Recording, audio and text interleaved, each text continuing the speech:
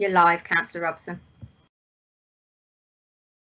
Good evening to all the residents of Hall Green North and Sparkhill who are joining us tonight for the first online ward meeting for this area. It's a virtual meeting and it's perhaps not as interactive as we might like or like a face-to-face meeting, but there are opportunities to listen to speakers and put your questions and comments in the chat box. So it's good to be back in contact with people. We want to make sure that we can hear as many questions as possible, but the meeting will go on no longer than 8 o'clock. This is my 5th virtual meeting today, and I'm sure some of the other speakers have also been in quite a lot. You'll see that there is a chat function. I think it should be on the left of your screen to put questions. It would help if you can put your name, street, and whether you're Sparkhill or Hall Green North, just so that we know who's best to answer. If you don't want this to be publicly displayed, then please put a note, and Kay, who is very helpfully moderating this for us, will make sure that that isn't shown. The meeting is being recorded and it will be made public a bit later via the council website and via YouTube. We've got 3 main speakers tonight. We've got Justin Varney, who's the Director of Public Health, and he'll be talking about the latest news on the pandemic and how the council and the city's been coping. We've then got a waste management update from Les Williams, who's the Principal Operations Manager, and we have information mainly on parking enforcement, but other road matters from the local district engineer, Gary Dalton. We also have present Councillor Akhlaq Ahmed from Hall Green North, and we are waiting for Councillor Brennan from Sparkhill to join us. I'm really glad everyone's been able to come along tonight. I know some people are busy making preparations for Eid tomorrow. We have other festivals coming up, Raksha Bandhan and Ashura, and I wish everybody the best with those festivals. So we will get started, and I'll hand over to Justin Varney. Justin, thanks for coming along. Great, thank you for having me at your ward forum. So what I thought I'd do is go through a little bit about where we are on COVID, where we've been, where we are now, where we're going. I'll talk a bit about the testing process and a bit about some of the inequalities and how we can all prepare for wave 2. So COVID-19 first arrived in the UK, first arrived in the world in December in China, and then spread quite rapidly across the world. And we saw the first case come to the UK in February, and we had our first case in Birmingham around the 2nd week of March. Now, looking back through the data that I can now see, I can see that we hit our peak for the first time around the middle of April. And our busiest day, we had 143 new cases of COVID in a single day. That then dropped down for about 2 weeks, came back up again, and then dropped down again. So we've had a bit of a camel hump ride for the first wave. And case numbers were coming down pretty nicely. However, as we have relaxed lockdown, numbers have gone back up again, and we're currently seeing around 20 new cases a day. The majority of new cases are now in working age adults, particularly people between the ages of 20 and 40. And we're seeing a general spread across the city. So it fluctuates quite a lot. And if you follow the data, you can go onto the government website and put in your postcode, and it will tell you the number of cases in your area in the last 7 days.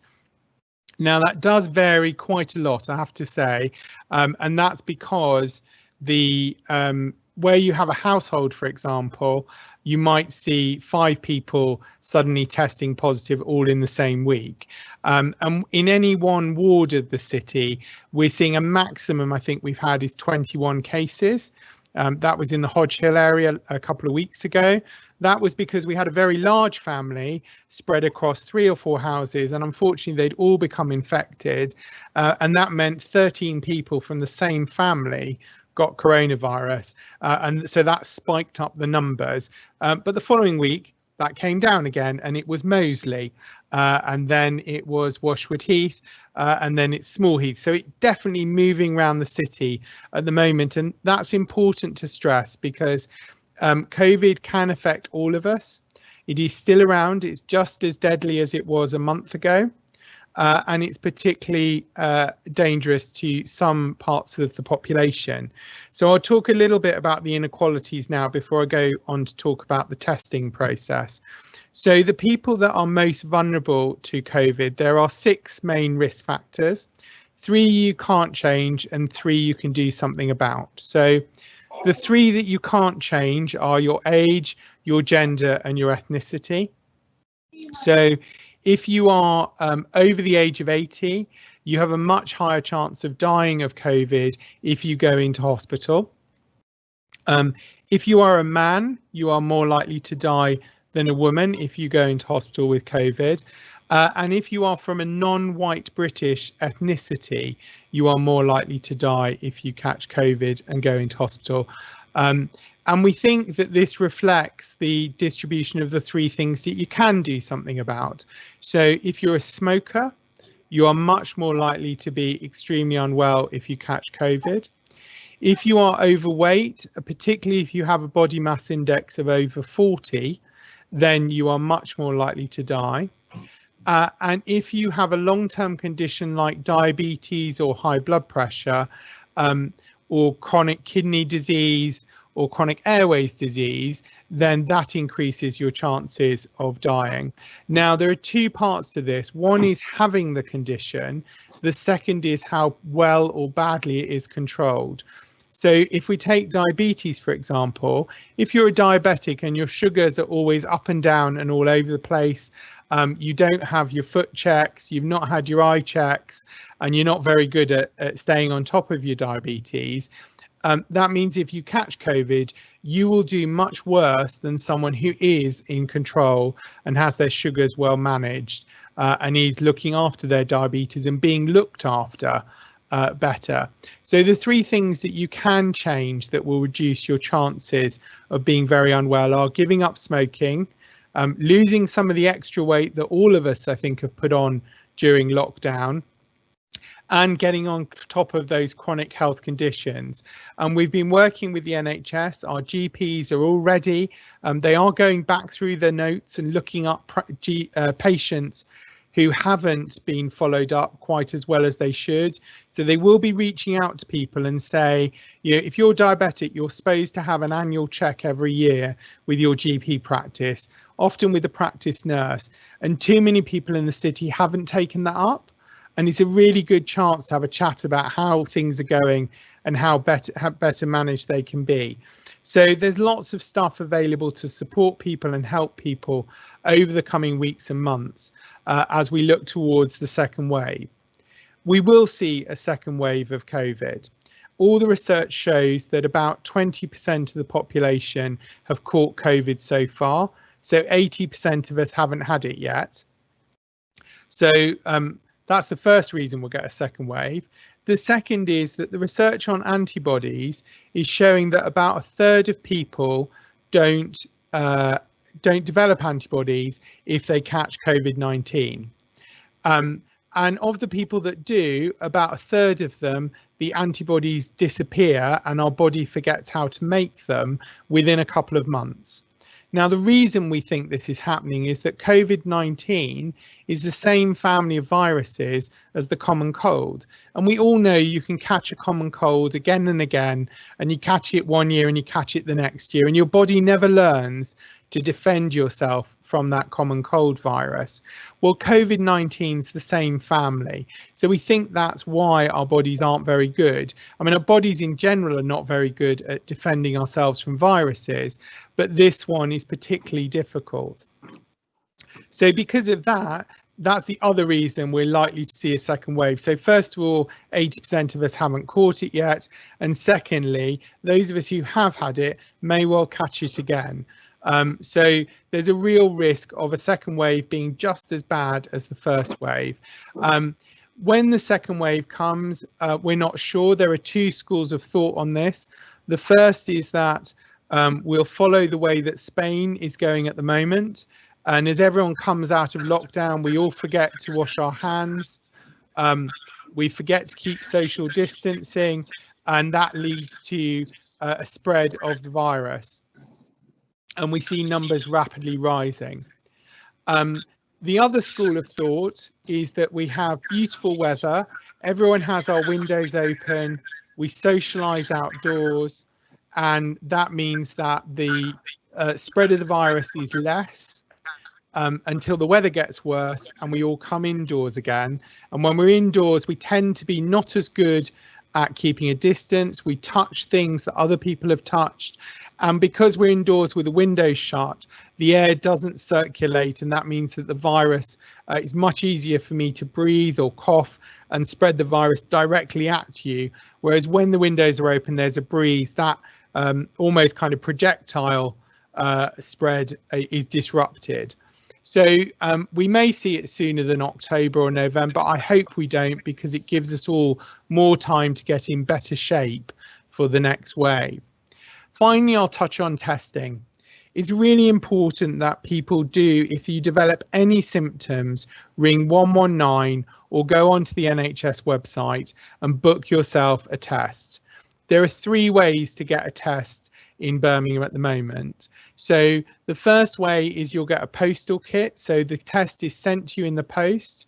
It will tell you which post box you need to post it back into afterwards, and what time slot to post it. And that's to get it to the lab as quickly as possible. The second is you can book an appointment at one of our drive-through sites. So there are sites in the Brewery Street car park. There are sites at the City Football Ground and at Moseley Rugby Football Club, which I think is probably the closest one to you in Sparkhill and Hall Green. We are currently looking at more sites around the city. They take up quite a lot of space, so it's going to take us a little while, but the plan is to have more mobile sites moving around to make it even easier. Now, I think it's probably too much of a walk to get up to Newtown to the walk-through site at Villa Street. That's a pilot where we've been testing for the Department of Health and the NHS how well that works as a site. And in the last 2 weeks, that's seen over 1,600 people. Everyone's booked an appointment. They've been able to turn up, have their test, go home safely, and it's not had any impact on the local community in terms of spread of the virus. That site also has bilingual staff on it and translation services, which I think is fantastic and has really helped us. So we are looking actively at the moment of could we get some more of those type of sites across the city to help people that don't have cars. So it makes it easier for them to access a test where there's someone to help. It's the same kit that you get through the post. It just means if you have a problem with it, someone's there to help explain the instructions. So there aren't any nurses at the walkthrough site, but there are people that can explain how to do the test, which is helpful because we're getting a much better test results. They're more accurate. They're less likely to be voided or inaccurate tests taken from those sites. So we hope over August we'll be mapping those out, and we're aiming to have at least one site identified in every ward of the city, so that if we did see a situation like Leicester where we see numbers rising in a particular area, we've got a site ready to go and we can put in a testing facility quickly and easily. The final thing I'll come on to before I pause for any questions is that point about the Leicester situation, Blackburn and now Oldham. And people will be aware that there's been a significant rise in cases in Sandwell recently. So they're now going up and their rate is almost double ours at the moment. In Sandwell, it's very much linked to local businesses. Sadly, in both of the major outbreaks, the businesses did not come forward when they had their first case. And that meant that there was much more infection. And instead of getting the help and support with the first case or two, they waited, and then suddenly there were 9 cases, then there were 20, when there were 30. You know, it rapidly increased. So I think there's a lesson for all of us that, you know, reach out for help with your first case. It's much less likely we have to close a business if it's only 1 case. And it's much easier for us to control. What we're seeing across the region where numbers are rising is when businesses haven't come forward for help early on and they've sat on it and they've tried to hide it. We are, as a city, planning for what would happen if we saw a scenario like Leicester. I think it is very unlikely that we would lock down a particular geography within the city. We will either go as Birmingham or we won't.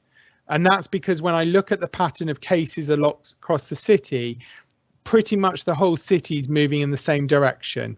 There are little bits that spike, but we've seen a general rise from only 1 or 2 cases in each ward to now 4 or 5 in each ward each week. So that suggests that it's a general issue across Birmingham, not a specific geographical one.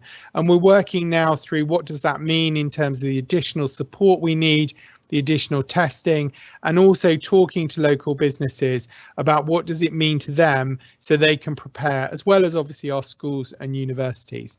So I'll stop there, but I'm happy to take any questions, councillors, that you want me to respond to. I hope it's been a helpful summary.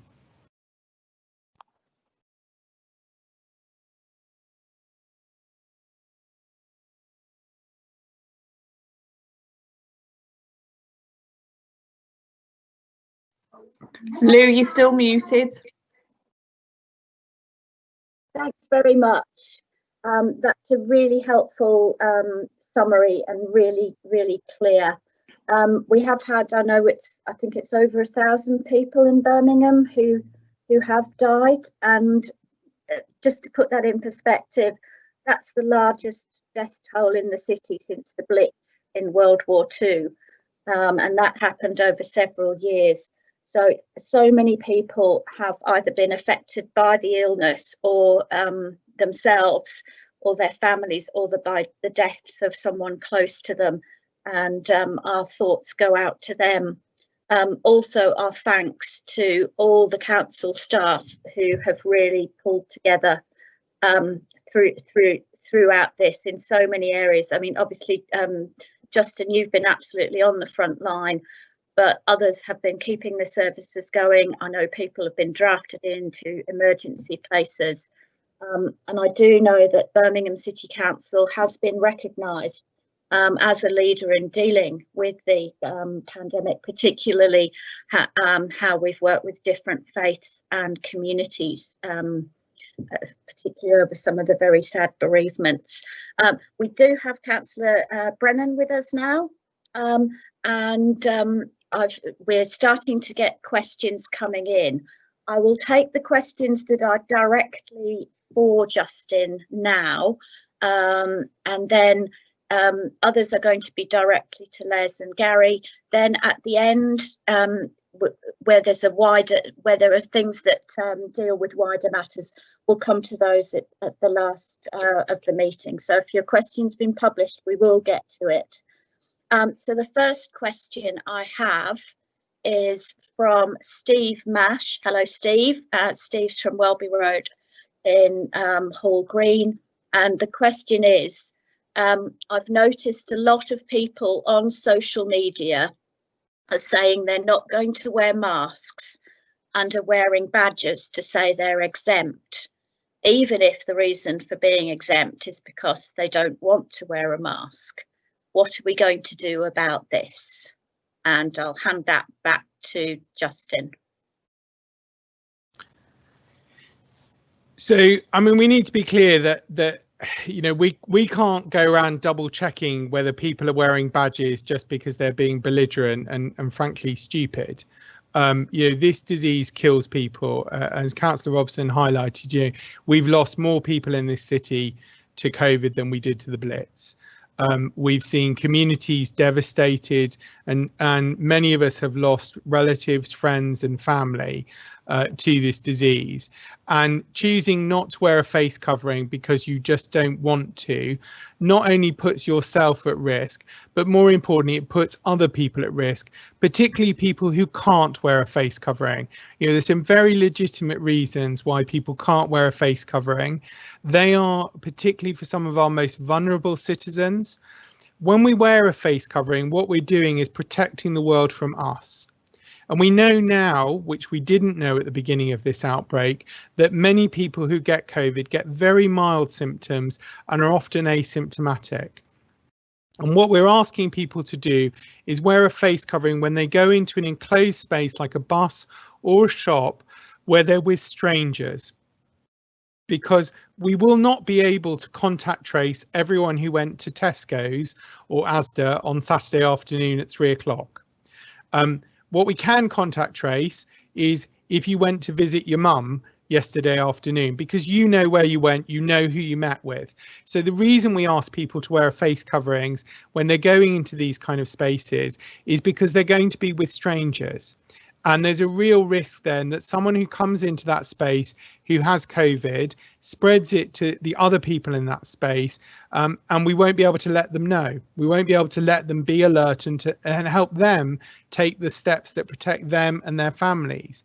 So wearing a face covering is about taking responsibility, and we all have to take responsibility for this. It's the individual actions we each take, whether we wash our hands, whether we touch our face or not, is about protecting us. Wearing a face covering is about protecting other people, and particularly the most vulnerable people in our society who can't wear them because of disabilities, for example. You know, and I wonder how those people might feel if they had to the next day sit down with a person that was now in hospital on a machine fighting for their life because they'd chosen not to wear a face covering and that person wasn't able to wear one. So they took that decision for them and took away their right to be safe. You know, this is a question of personal responsibility, and it's very difficult for us as the council or the police to force people to act like grown-ups. I just hope that people do, and people understand quite how serious the situation could be.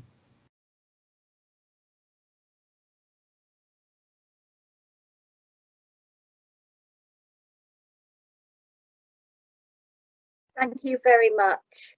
Are there any more questions for Dr. Varney? If you have those, please jot them in now. Do any of the councillors have any particular questions for Dr. Varney? I just wanted to say that I've had some residents say that they're having issues getting onto the Teams meeting. So just to make people aware. Okay. Yes, Chair, I'd like to ask Justin a quick question. Yes, Justin, thank you for the in-depth presentation there. My question is, have we got an exact date where, I mean, you know, what month are we expecting the second wave? Sorry, Councillor Acklack, it's Kay. You didn't have your camera on at that point. Sorry. So I wasn't able to send you live. I've got my camera on all the time. Sorry for the delay. We're just Councillor Acklack Ahmed has a question, and we're just fixing the technology behind the scenes so that he can ask that publicly.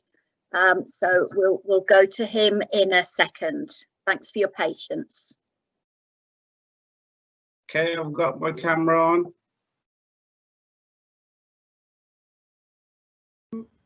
Sorry, Councillor Ahmed, you aren't appearing on my screen. Councillor Robson, did you pick up Councillor Acklack's question? Yeah, I think Justin's picked it up himself. Okay, right. Yeah, I'm happy to pick it up. If you want to come back to me, I'll say what it is.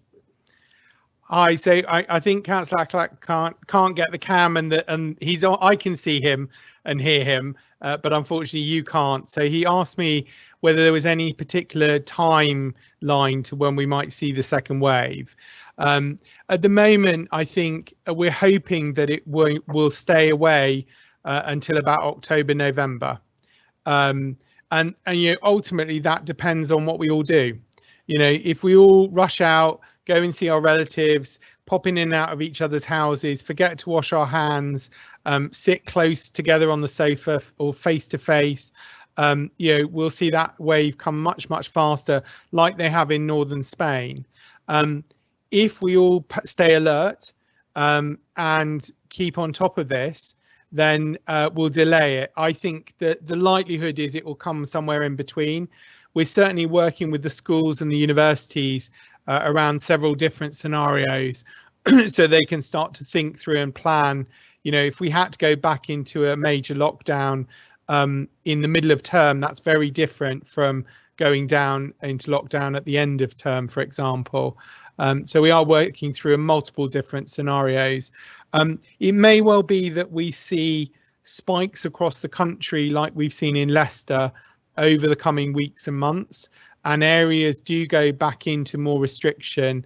And if you look at what's happening in Blackburn and in Oldham at the moment, where what they've done is said, OK, our numbers are going up as a first stage. We're asking people no longer to stop visiting friends and relatives, because that's one of the risk factors that's appearing. And for people who are highly vulnerable to stay at home. So you could see those kind of things come in a bit faster ahead of a kind of more national picture.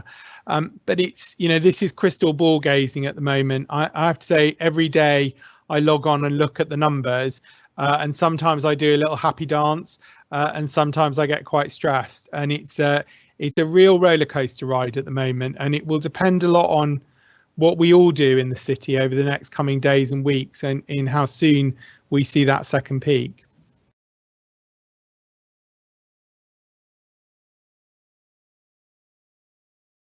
Thank you for that, Justin. Over to you, Chair.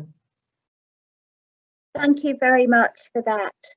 I'm not seeing that we have any more questions coming in for Justin. So I'd just like to thank you very much, Justin, for taking the time to come along. I hope that we'll have you at future meetings. And obviously, we're all trying to pass on as much information as we can. So thank you very much again, and thanks to all your team. Thank you for having me. So we will move on now to the second item, and we have got with us Les Williams, who is the Principal Operations Manager in the Waste Department. I can see we've already got a few questions lined up for Les, and I'll hand over him now just to give a general update. Well, thanks for that, Councillor, and thanks for inviting me this evening. Can I firstly start by thanking everybody who's online. It's not very often we get a chance to thank people. Our thanks for stopping in, because it's really enabled us to be able to do our job and as safely as possible. And I get a lot of feedback from our depots all across the city saying that, you know, we want to thank our residents for stopping in basically when we were told to do so. But moving on from that, I'm just going to give you a bit of information on where we are with refuse collection, recycling, street cleansing. Since the pandemic came in, we had to make some adjustments to our work and the way that we work so we can be safe, etc. Some of the things we did, we started a little earlier. You may have noticed we've been about a bit earlier, and that was done so we could get in, get the work done, and get out of people's ways, and so we can be safe and get back home to our families, obviously. Again, since the lockdown's come into force and the subsequent lifting of it to the degree it has, our work has actually improved. So because we haven't had many cars on the road, there's not been many people out, we've been able to complete our work almost on a daily basis. We do have the odd hiccup, and it could be down to a vehicle or an access issue because everybody's at home.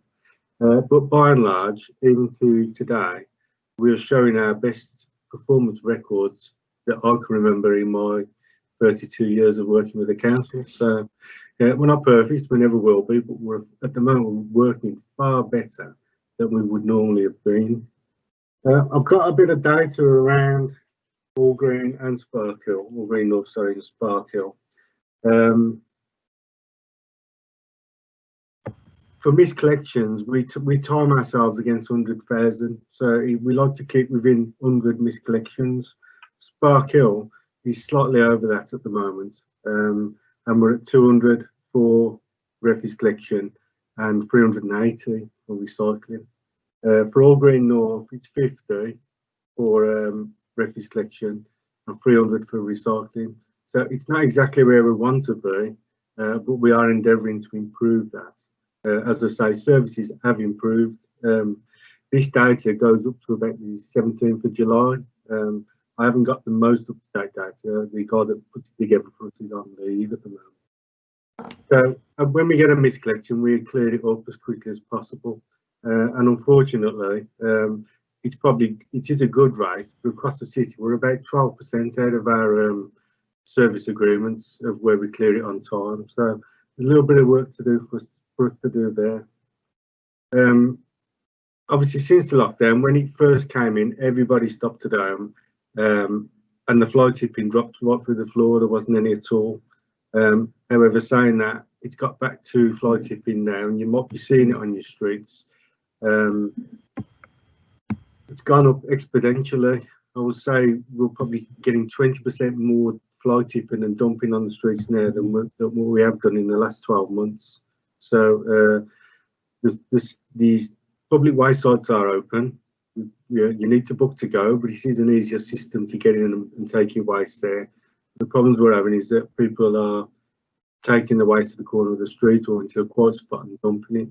You know, we can only request that you don't do it, or anybody doesn't do it. But we are out there, and we're trying to see where we're looking at the hotspots, put some extra resource out there to get it cleared. And we're just going through that process now of putting extra crews out there to try and get down this second epidemic of dumping, if for want of a better term. Earlier this week, I met Councillor O'Shea and Councillor Robson up in All Green on the parade, because there's been some concerns about dumping up there. We've got some concerns around the back of the shops there. I think it probably to us all, we all know there's an issue there, and it's an eye-opener when you go and have a look at it. There's been a lot of work done so far up there, and there's Councillor Robson's been able to get, with help of others, I'm sure, lots of bollards put in to stop people parking on the curbs. There's lots of shops there as well being converted into different types of shops. We happen to go to, I think, what was previously a barber's, which is now going to be an ice cream parlour, something like that. You know, we're talking to the people out there, and the guy was due to open, but he understands his needs to look after his waste and that. But there were some shops and some dumping that we found that we feel that is coming from shops. So what I've proposed to Councillor and Councillor O'Shea as well is agreed that we should be looking to do it. You see what we call an all-out day. So we're going to organise it, and it's subject to the social distancing and obviously the restrictions we got at the moment. But we'll get a day out where we'll invite all residents that want to come and have a walk around with us and have a look. We'll have the police there, we'll have the enforcement there, we'll obviously be there. You know, we'll invite councillors and anybody else that wants to attend. But Councillor Brennan, down your end of the Stratford Road, yeah, if we want to do something down there, I'm more than happy to organise that. We did speak about it before the lockdown, but we're moving now into a position where we can start to offer that service again. So please drop me a note, and we'll look at that obviously, and I'll get something in the diary so we can do it. Part of when we do come out and do these kind of all-out days, our enforcement team will go to each shop, and what they'll ask them for is what we call a duty of care. The duty of care is basically they have to have a license to hold their waste and dispose of it. If they haven't got one, we give them a chance to get one. I think it's 10 days. If they don't get one, we fine them. Now, obviously, any business is not obliged to come with us and the council as a trade contractor, but they are obliged to have a license with the council to have their waste and have it removed. So part of that does stop a lot of the dumping on the highways. What I also looked at when we was out there, there's a lot of flats above the shops, and I'm going to be looking to establish which are flats and which are storage, so we can make sure we got enough provision there and we haven't got people living above shops that shouldn't be.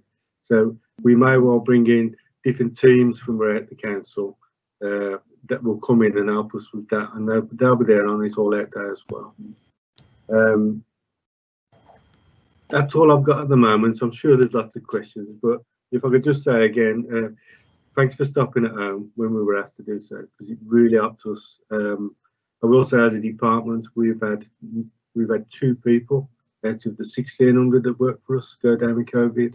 So, you know, we took a lot of robust steps. We give people masks when they didn't need to wear them to make sure they were double safe.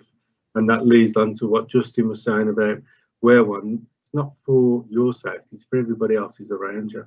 So we've took lots of steps to help and support our staff, and that's shown now that working as a group, we haven't had many people with COVID, and touch wood, nobody's been seriously ill.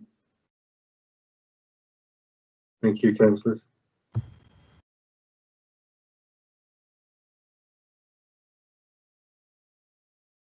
Thank you very much, Les, and yes, thank you very much for coming out the other day. We have got some questions coming in, and they're fairly specific. So we have got one from Bob Harvey from Hall Green North. Hello, Bob. And it says, can Les Williams please arrange for the large amount of fly-tipped rubbish to be removed from in front of the former public toilets on Stratford Road near the junction with College Road? And the second question is from Steve Salter from Sparkhill, and there have been a number of reports raised of waste being dumped on Foreman's Road and Pentos Drive. How can we escalate this and get action taken? So if I could come back over to you, Les. I would also just like to ask, no, carry on with Les. Okay, well, thanks for them. Bob, yes, I'll look to get that picked up. I think I know exactly what you're talking about. I'm sorry, I didn't take the name of the second question. For Foreman's Road, Pentos Drive, I think we do know we got an issue there, and what we're trying to do is get our waste enforcement colleagues down there, because it's a perpetual problem. I'm trying to arrange for some temporary cameras being put up so we can catch the culprit. I'll take that back to our waste enforcement team, make that request on everybody's behalf, because it is a bit of an ongoing issue at Pentos. And obviously our feedback, but meanwhile we'll have a clear up as well down there.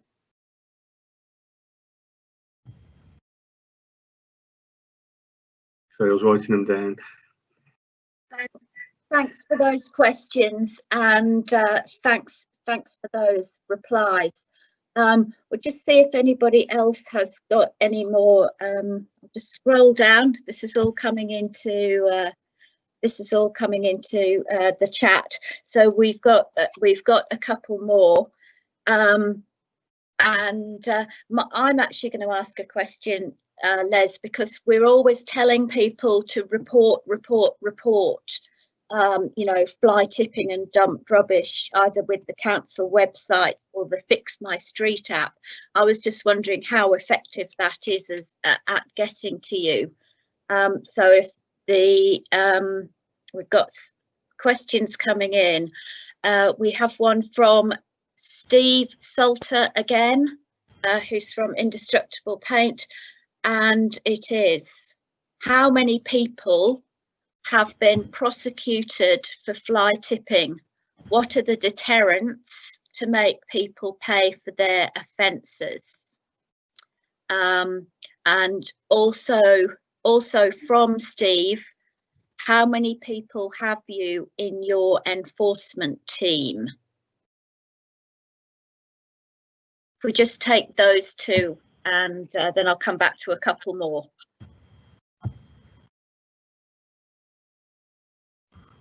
Thanks for them. 2 questions, Steve. Firstly, sorry, Councillor, just to come back on your point about Report My Street, and obviously if we report stuff through the contact centre, it may be that our increase in fly tipping is people actually getting through, and it's increasing the numbers, but the actual fly tipping isn't increasing. It might be that we're getting a lot more reporting putting in. It suggests it's not because you know, our crews on the ground are working hard to remove any dumping. So I think the two are linked to a degree, but please, if you see dumping, please report it, because it shows on our figures and we can address it straight away then. But to come back to Steve about prosecutions and that, I don't manage the waste enforcement. Obviously they have their own team.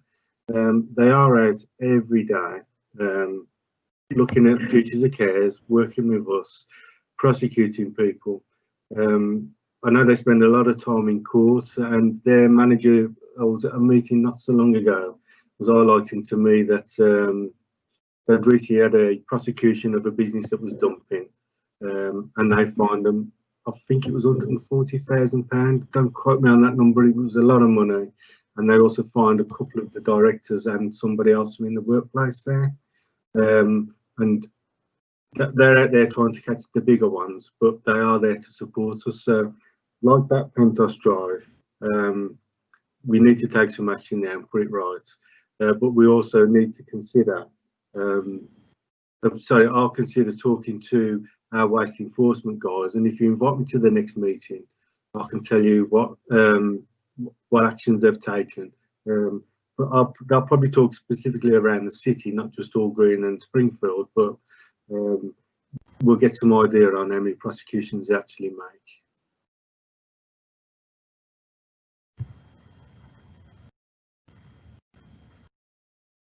That's great, thank you very much. We've got a couple more. Well, first we have a comment from Chris Darnley, who's the station commander at Billesley Fire Station. Thanks for joining us, Chris. And the comment is: excellent to know the work around waste management, as we are still having large numbers of secondary fires from rubbish. And Chris says the Billesley Fire team is very happy to support the All Out Day, which is great to hear. I have been suggesting to people, especially where there are lots of rubbish, particularly on private land, which is out of the remit of the council. Had a few instances of huge piles of cardboard and stuff, and that's, if you think it's a fire hazard, then I think best to let the fire brigade know. We also have a question from, we have 2 questions from, oh no, we have, hang on, we have 3 questions from Sajjad, who is from Sparkhill. They are: why are police not enforcing littering fines in Sparkhill? The comment that the rubbish reappears as soon as the council removes it from Foreman's Road. Unfortunately, that is a problem in a lot of places. We've got: why are shops on Stratford Road allowed to put stuff on the footpath? We have another question from Steve Salter, wanting to know who's in charge of the enforcement team. And then we have Amjad from Sparkhill. I think is reporting some rubbish down Shoal Green Lane by the chip shop, and Baker Street by the ramp in Sparkhill. So if you can visualise that, and I can see Les is busy writing all those questions down, so I will hand back to him now. Yes, thank you, Councillor. Just to cover a couple of them off. Steve, thanks for that. Yes, you will definitely get an invite to our all-out days. The more high vises and overalls from the different walks of life, because the police are down there with us as well. It's all the better, because it shows us we're all in it together and all working for the right reason. So you will definitely get an invite for that. Sajad, dumping is not a criminal offence, it's a local enforcement offence. So the police don't enforce it, it's down for the council to do so, unless it's obviously dangerous materials. I do know, I've worked for the city for a number of years, and in this area as well for many years. I know that we've had lots of problems with dumping reoccurring. Again, what Steve mentioned on Pentos Drive, it's a perfect example. We clear it, they dump it. We did go through a phase where we put no dumping signs up. I think I might have said this at a previous meeting. I don't think people read above the word dumping and they don't see no and they think it's a dumping spot. So we don't put them out anymore. But we are currently got an exercise going out where we've got some new posters that we're sticking out. I'll share that with you, councillors, outside of this meeting, so you can see what's going on. So we're talking to people again. Please be sensible. Don't dump it for someone else to have to clear. Waste enforcement again are responsible people that put stuff on the pavements. Lots of pavements, specifically down in the Springfield part of the ward, and we're actually in All Green as well. The pavements, we only look after a certain amount of it. A lot of it is actually classed as a shop frontage. You can usually find a grey curbstone. It's about 2 inches wide, and that would be the demarcation between council and private. So lots of shops can put it out to that level, but they shouldn't encroach onto the council land. If they do, they are tackled and told to move it back. And if they don't do it, they will be fined. Our local head of waste enforcement, I was struggling to get his name. Martin Smith is his name. So I'd be quite happy if you want me to ask him to attend the next meeting, or if you want to attend him, ask him to attend yourself, councillor. That might be helpful to solve some of these or discuss some of these issues. And I will look at Shoal Green Lane Chip Shop. I didn't get to write the last bit. Was it Stratford Road? Baker Street. Oh, Baker Street. Okay. That's the bit I didn't get. Chair, I think Councillor Brennan's got a question, and then after that I'll bring you two in, don't worry.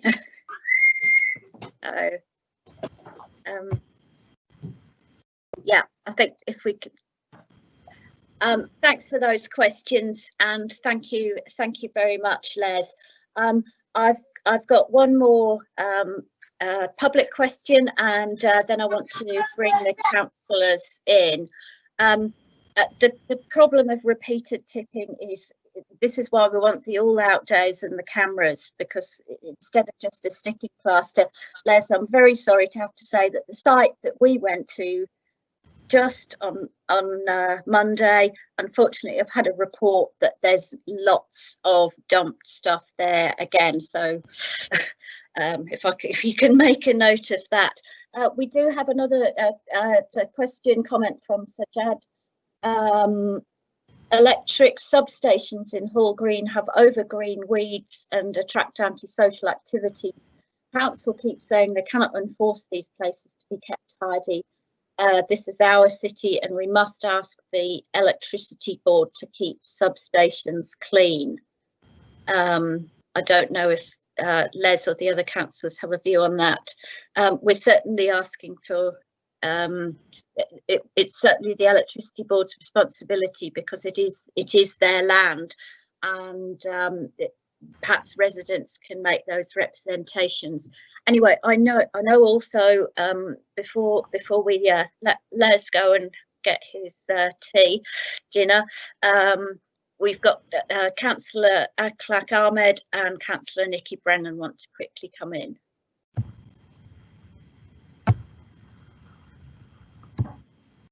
Who's going to go first? Oh, me. Yeah, go on, Nikki. Oh, well, thank you so much, Les, for coming to the meeting. I've actually had some residents text me about you saying about the CCTV temporary cameras going up in Foreman's, so that would be very well received, because I could send an email or ring somebody every single day, because as soon as it's cleared, there's just more dumped rubbish. I think another issue that's been going on is outside the shop treats on the Stratford Road. There was loads and loads and loads of piled up rubbish, and it wasn't from Birmingham City Council collecting the rubbish, it was from the red bins. I think it's ash waste, and none of the businesses would own up and say that it was their rubbish, because they hadn't been paying their waste contracts, that company. So it'd all been left because they wouldn't collect it, and there was just like a mountain of rubbish. So any kind of update with that would be great. And I've also got a group of residents doing a list of hotspots for you for the ward. So they said an email in the next couple of days. That's all I had to add. And thank you so much for your hard work and attending tonight.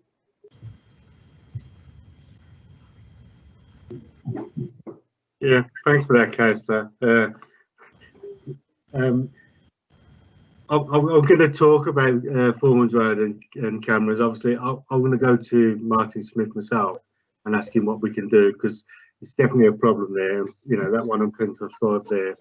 I can't control it. I can only ask him to do so. But I think it's been going round. It's like a stuck record, this one, and I think we need to take some action there.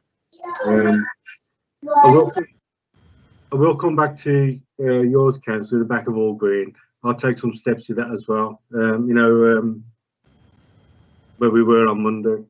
And please, councillors, if you got a list of hotspots, please send them to me, and we'll look to the best.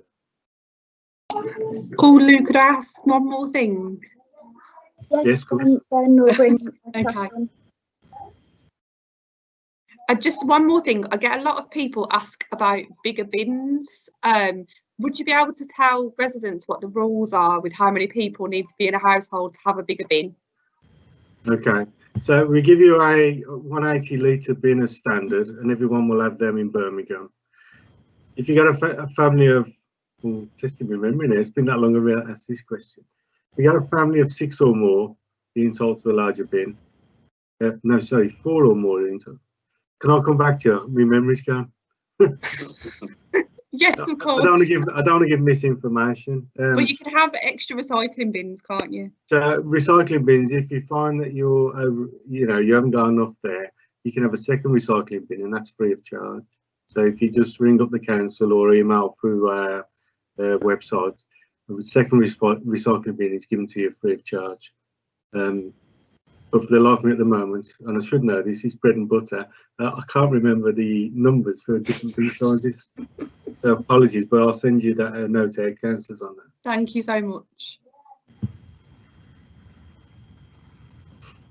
Yes, my question to... And we'll just go over to Akhlaq now for his question. Thank you, Chair. Thank you, Les, for taking the time out and joining us. And thank you for your report as well. My question is a very simple one. You mentioned a duty of care license. Is that the same thing as a waste trade contract, or is that something different?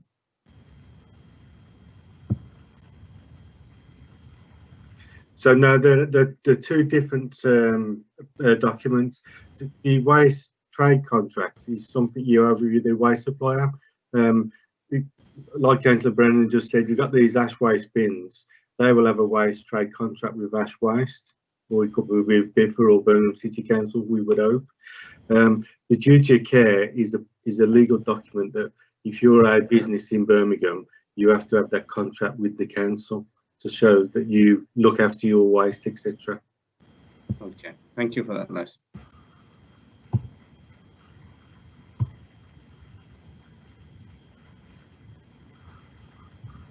Thank you very much for those, and thank you again, Les, for coming to the meeting. Councillor, I know Councillor Brennan's been on the Foreman's Road issue for a long time. But what I have recently, this is for hotspots in Hall Green North, and the Foreman's Road one, put in a list with police to the local partnership, which looks at putting cameras out there. So hoping to get a reply on that. But I think they really need lots of proof of the extent. But I'm sure certainly the Foreman's Road one really has to be up there as one of the worst sites in the city. So everybody, we're hoping to get some cameras, and that might make a difference. Okay, we did have one last question on this, but I think it's not Les's area. It's from Sajjad again, who's going for the prize of most questions asked this evening. And thank you very much for asking us all these, so we can try and help out.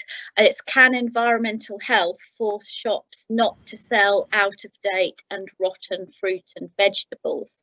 I think that is not Les's area, and it is something that we'd need to take up with environmental health.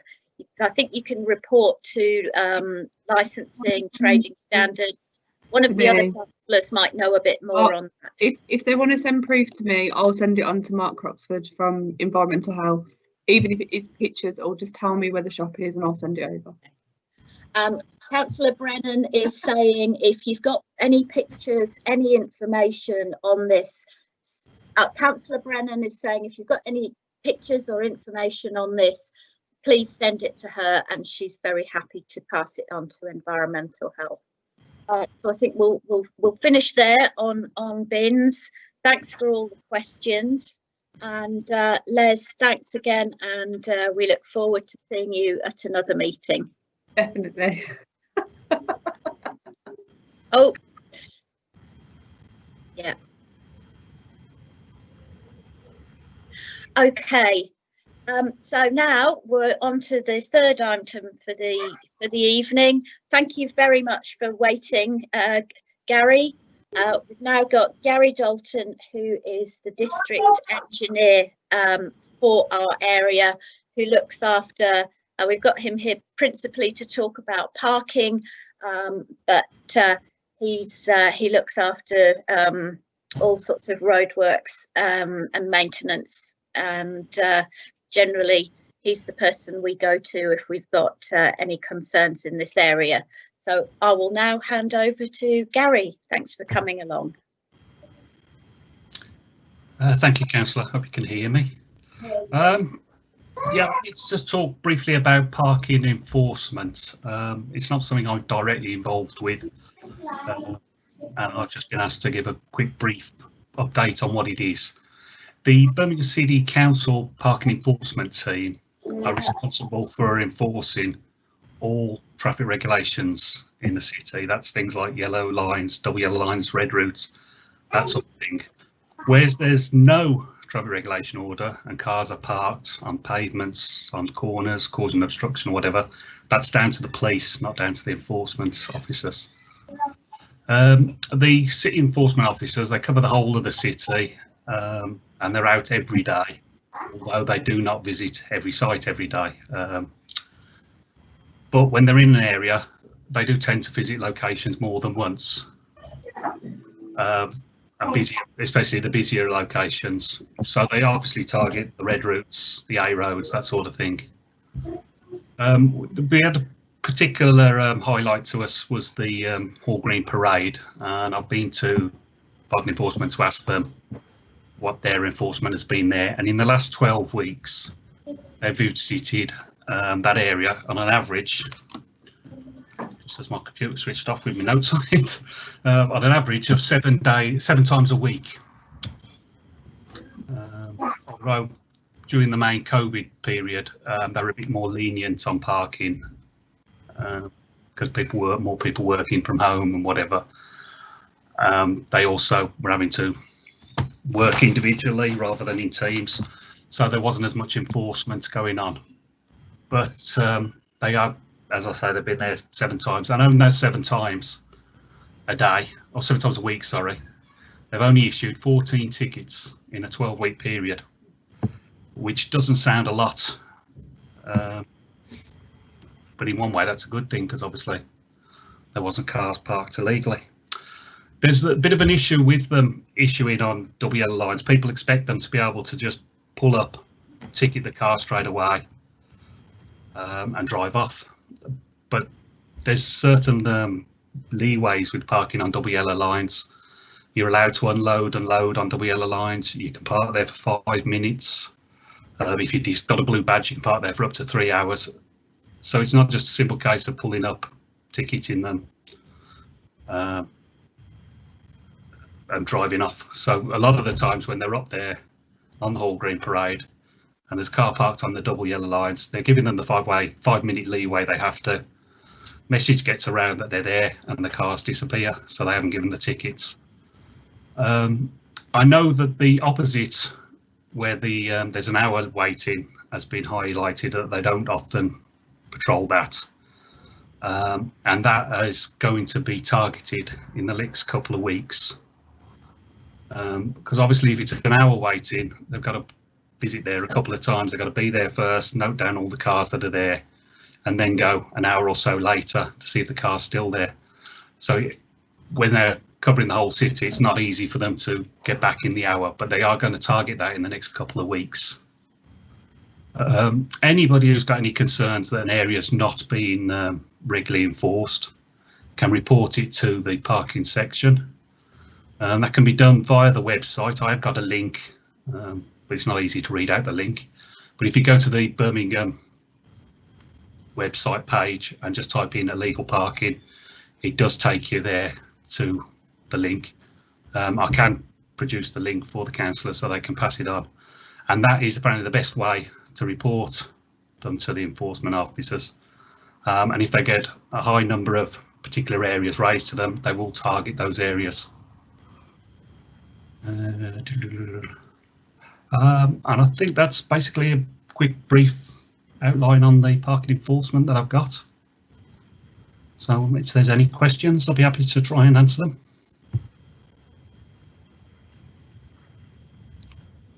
Thank you very much, Gary. Yes, we've got a question here already, and it's from Bob Harvey again. Thanks, Bob. Can you please arrange for the parking wardens to pay more frequent attention to the Hall Green Parade section of Stratford Road, where people are often parking on the footpath, especially in the evenings and at weekends, and particularly near the junction with Cubley Road, where parked vehicles on the footpath obstruct visibility for drivers coming out from Cubley Road. I think that's probably something that affects a lot of the roads going onto Stratford Road in that area. Is there anything that can be done about that? And while we're talking about Hall Green Parade, thank you very much for organising the bollards, which are lovely, and there has been a lot of very good feedback from residents.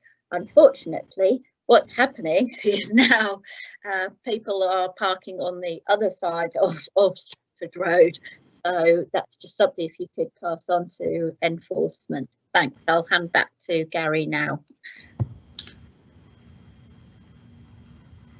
Yes, thanks for that.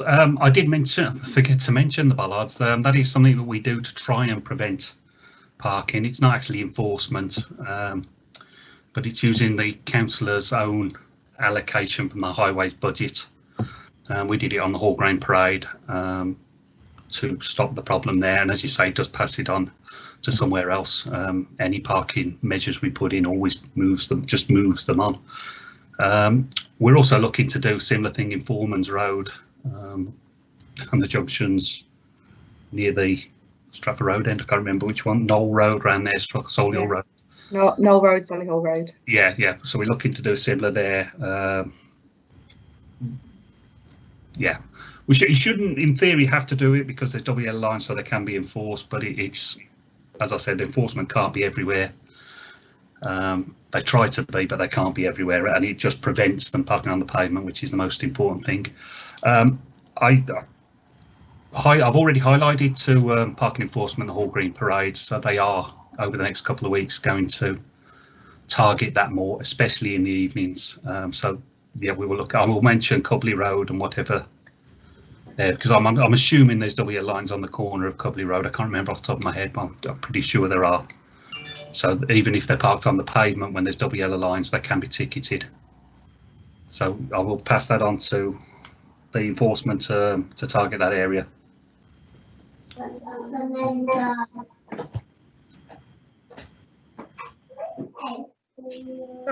Thanks, Gary. Again, we've got one. We've got one more question, which is slightly off track of enforcement, but you might be able to help with this. And then I'll see. I don't know whether the councillors want to come in with any comments or questions. Yes, so we've got. I know Aklak wants to ask something. We've got a question from Sajjad from Sparkhill again. Who can help with controlling speeding cars on the stretch from South Birmingham College and Robin Hood Island? I think the answer to that is probably going to be police, but there are measures. In fact, we have Gary has put in some speed measuring signs as part of some of the work in the ward. We did hope to have police here tonight. We invited both the Hall Green and the Springfield teams, but unfortunately they're not on shift. But they're very keen to be setting up meetings like this for police tasking. Aklak, did you have a question or a comment? I'll hand over to you. Yes, yeah, thank you very much. Gary, thanks for taking the time out to join us. We really appreciate this. Just a note, really. You mentioned the Hall Green Parade and obviously the bollards that have been installed. Now, yes. I've had some other businesses who are on the parade asking if we can have them bollards, and I know it's from our own budget, but if we can have them bollards all across the parade, because some of the shopkeepers are also, you know, at a loss with people parking on the pavement on the parade. And also, if we can have traffic enforcement coming out across the road from the parade, Rivendell Court, which is a private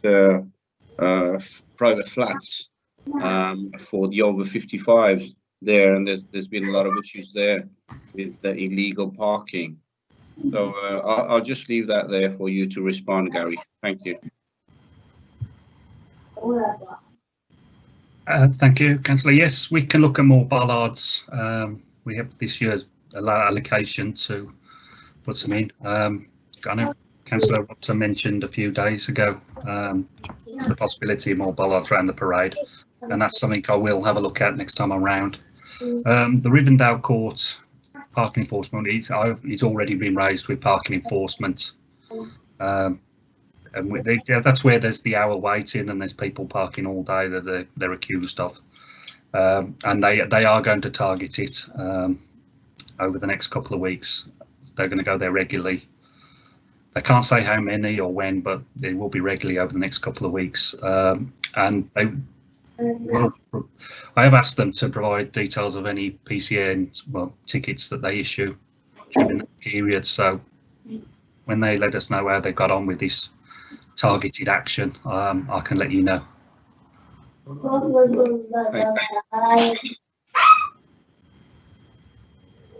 Thank you very much. Councillor Brennan, did you want to make any questions or comments? Okay. No, thank you very much. Covered what I wanted to. Yeah, I don't have any more questions on that. So Gary, thank you very, very much for giving up your evening and coming along, and thanks for all you're doing to keep the roads flowing. And we hope to see all your team when we do get all out days in any of our areas. So thank you very much. Thank you. Now we do have a little bit of time left, so this is a chance, if there are any urgent questions that haven't been covered by the speakers tonight, the councillors might want to give just an update on how any other major developments in the ward. So this is your chance to sort of any other business, and we can pick up any other questions. So Councillor Ahmed, do you want to just give a brief update on some of the main issues you've been dealing with, and then we'll take some more questions if there's any coming in. Thank you. Thank you for that, Chair.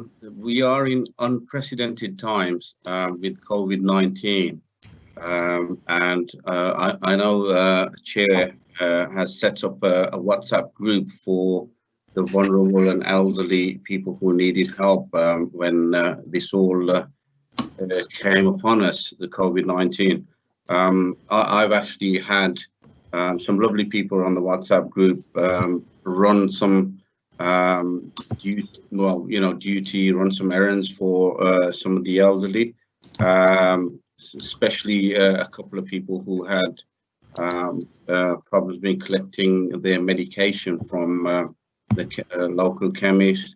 We had a lovely lady who had who was disabled and had a problem trying to set up her clock, which was an electronic clock. We had a chap called Ali. I'm sure Chair knows who I'm on about, and he's been doing some exemplary work, just like Councillor Lou Robson and Councillor Nikki Brennan, who I always follow on social media. I don't know if anybody else who's listening in is following social media. You've done some exemplary work with the COVID-19 lockdown. Other than that, I've been regularly reporting rubbish, fly tipping,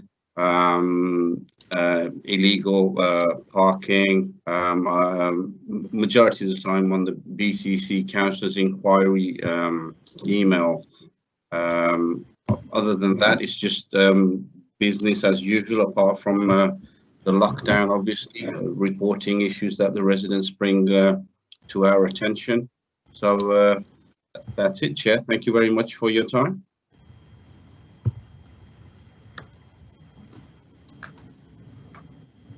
Thank you, Councillor Ahmed, and I'll hand over to Councillor Brennan, who's will give an update on some of the major issues in Sparkhill.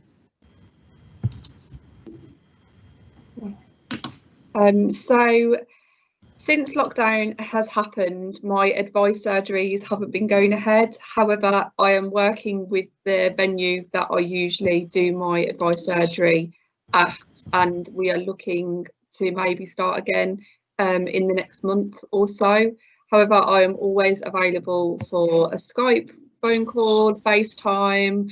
I do like a surgery each week at the moment by phone calls. You either just have to drop me an email, ring the office, or get in touch with me on Facebook, and I'll arrange appointments. I've got an update from the Flood Action Group. Currently there is a letter that is being translated into lots of different community languages, which will come out with a fridge magnet which will have lots of different and important phone numbers for people that live in flood hotspots, and that's been really kindly put together by Indestructible Paint. So and it should be going out in, well, I think the letter's going to be translated in the next week or so, so we'll be hopefully delivering those to people very soon. The biggest issues that I have been dealing with during lockdown are probably noise complaints from neighbours. With everybody at home, I think some people are getting a bit fed up with their neighbours being very noisy. Air pollution from bonfires, because I think people have been gardening, so they're burning their rubbish in the gardens. And illegal HMOs is another one. I've had to report many houses which people think haven't got licenses for HMOs, because obviously we've had a change in the way that City Council operates HMOs now, and you need to have a licence if it's 3 bedrooms or more. I am also chairing the Domestic Abuse Shadow Board for the city, which is a partnership board which works with Women's Aid, the police, Birmingham City Council Housing, coming up with strategies on how to tackle domestic abuse during lockdown. I think a lot of partners are anticipating and now getting a surge after lockdown has finished, with victims needing refuge spaces or reporting abusers. So that's ongoing, and I meet with that every 2 weeks. That's all my update, Chair. Thank you very much for listening.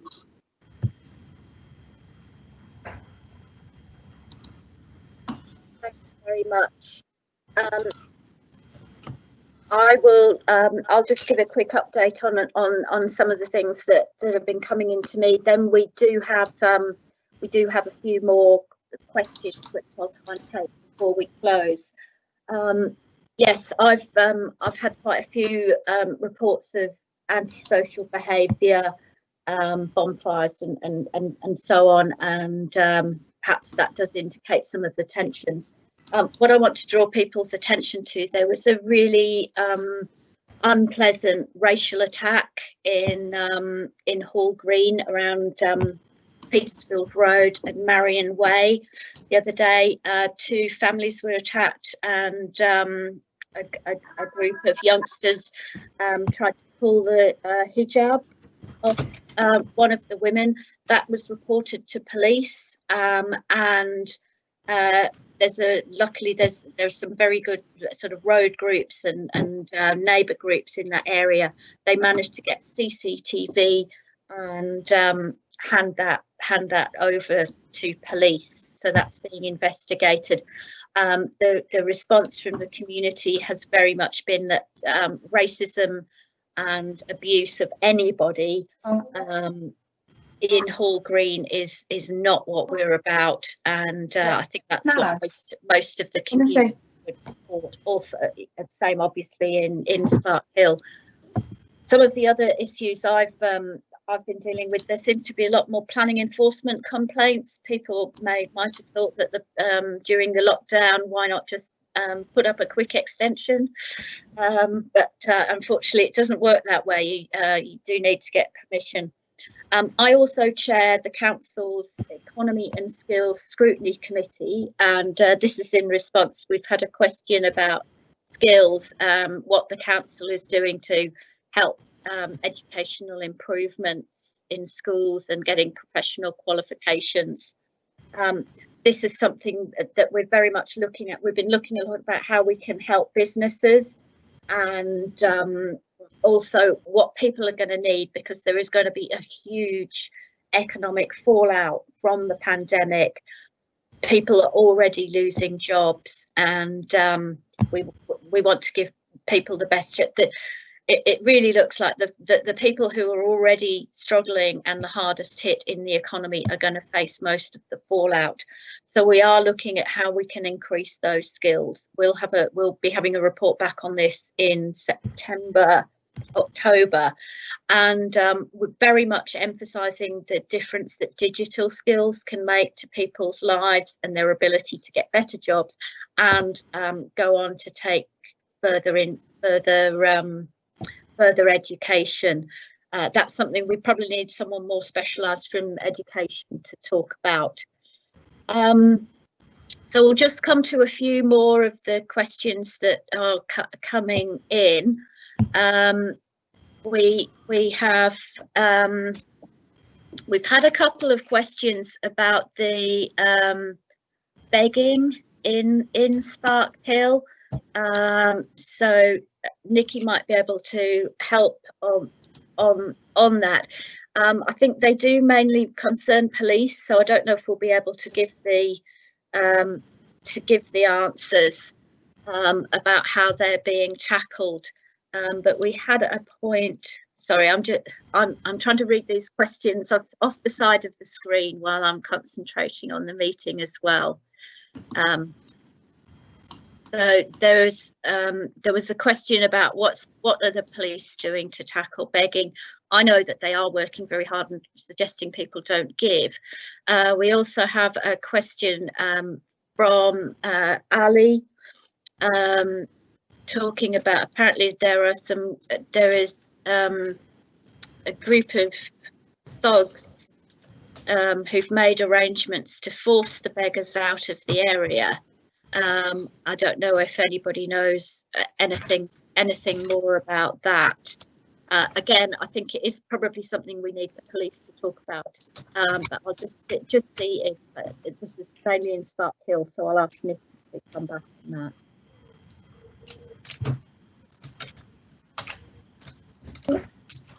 I think it's something that police were aware of, because the police attended when it was happening at Sparkhill Park last Saturday. The police's advice is do not give beggars, do not give money to them, give to charities that support homeless people, or charities that help people with addictions. I know that there is a lot of work going on by Springfield Police at the moment, working with businesses on the Stratford Road to try and stop the issue of begging. I know that the police gave out, I'm not exactly 100% sure of what they're called. I think the community orders, and 3 of them have been issued in the last couple of weeks.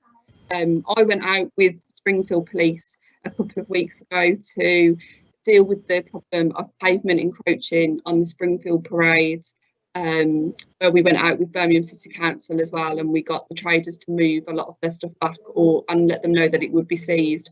But while we were out, I know that the police team worked hard and people were arrested at the time that we were there.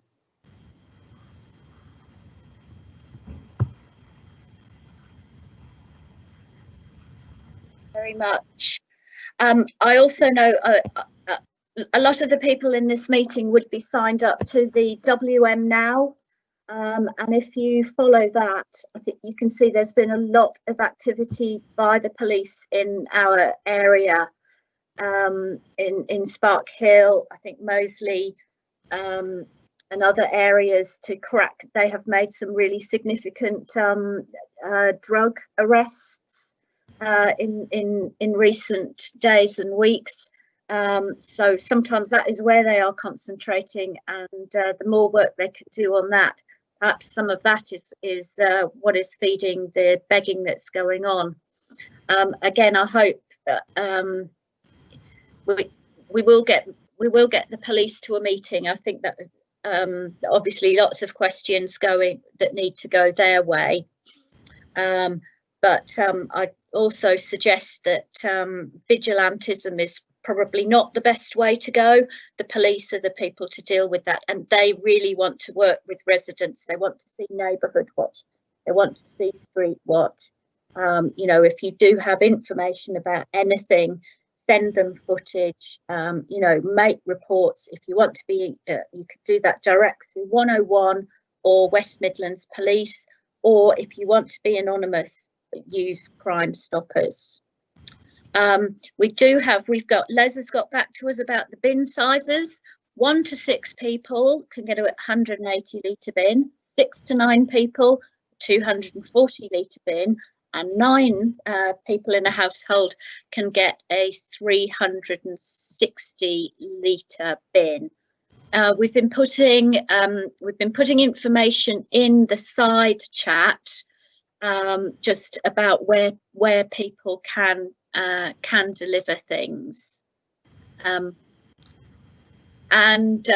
Yeah, that's the end of the questions. We don't have any more speakers. Thank you very much, everybody, for taking time to come and join the meeting, come and put your points. To all the speakers and the councillors who've joined us tonight. We will probably be returning to this we'll have another meeting in September. We don't know whether that will be, whether that will be face to face or online. But I really appreciate people coming tonight, especially with the festival tomorrow. I know many people are preparing. So I think we'll close it now. You can always get in touch with your councillors if you've got further questions. Thanks to Kay and Karen, who have been operating the technical machinery behind the scenes. And just wish everybody happy Eid if you're celebrating it tomorrow, and a very nice weekend. Thank you all for coming. Thank you. Thank you.